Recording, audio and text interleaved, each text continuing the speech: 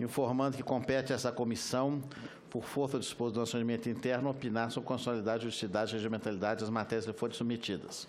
Por sua vez, cabe ao Congresso Nacional dispor sobre todas as matérias competentes da União, por força do caput do artigo 48 da Lei Maior. Nesse caso, estamos tratando de tema que se refere ao artigo 175 da Constituição Federal, que trata da prestação de serviços públicos. Me abstenho da leitura do dispositivo constitucional, que é do conhecimento de todos. Por outro lado, o parágrafo 3º do 37 determina a participação do usuário do serviço público, que é o cidadão, na forma de acompanhamento e das reclamações relativas à prestação de serviços públicos.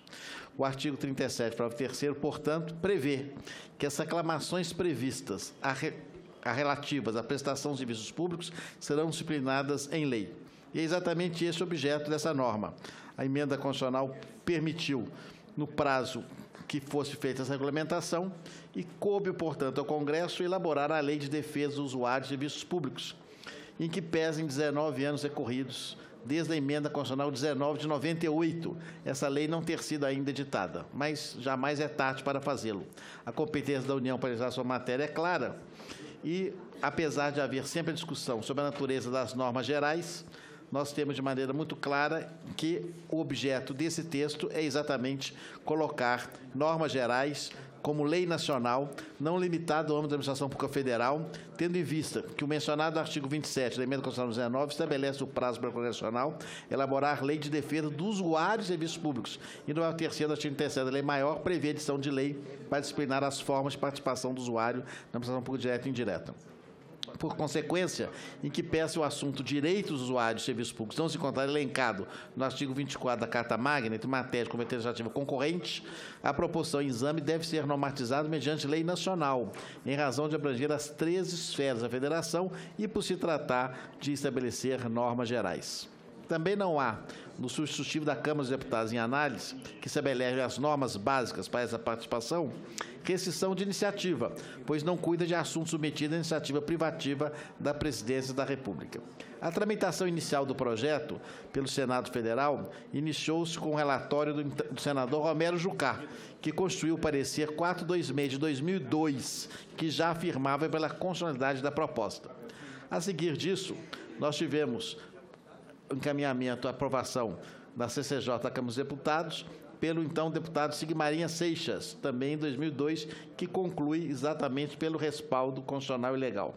Posteriormente, a matéria na CCJ da Câmara recebeu o relatório do deputado Efraim Filho, que também reafirma pela posição positiva, concluindo, portanto, pela sua aprovação.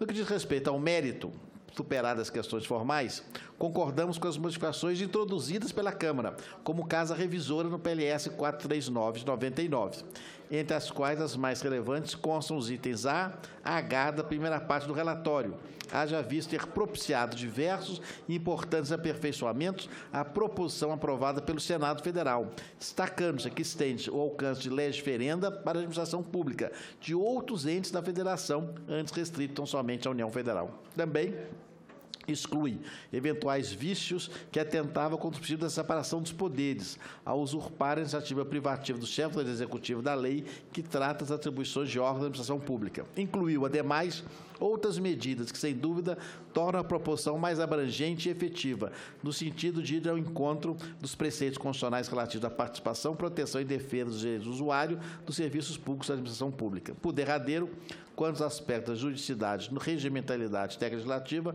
não temos ressalvas a fazer ao SCD número 20/2015. Desse modo, passo ao voto, senhor presidente.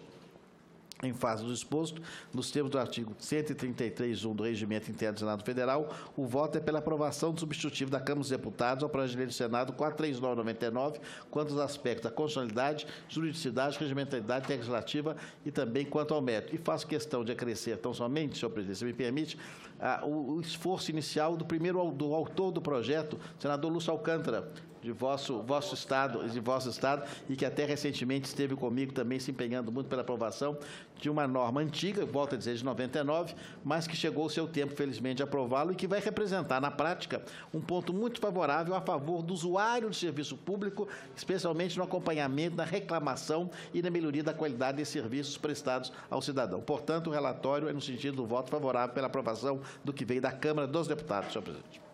Em discussão a matéria. Não havendo mais quem queira discutir, eu declaro encerrada a discussão. Em votação, relatório favorável ao substitutivo da Câmara dos Deputados.